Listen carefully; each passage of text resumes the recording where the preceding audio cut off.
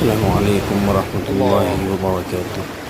सुबह 5:10 पर Jamia Millia Islamia university metro station के बाहर बारिश और सुहाने मौसम से लोग लुत्फ़ अंदोज़ हो रहे हैं माशाअल्लाह।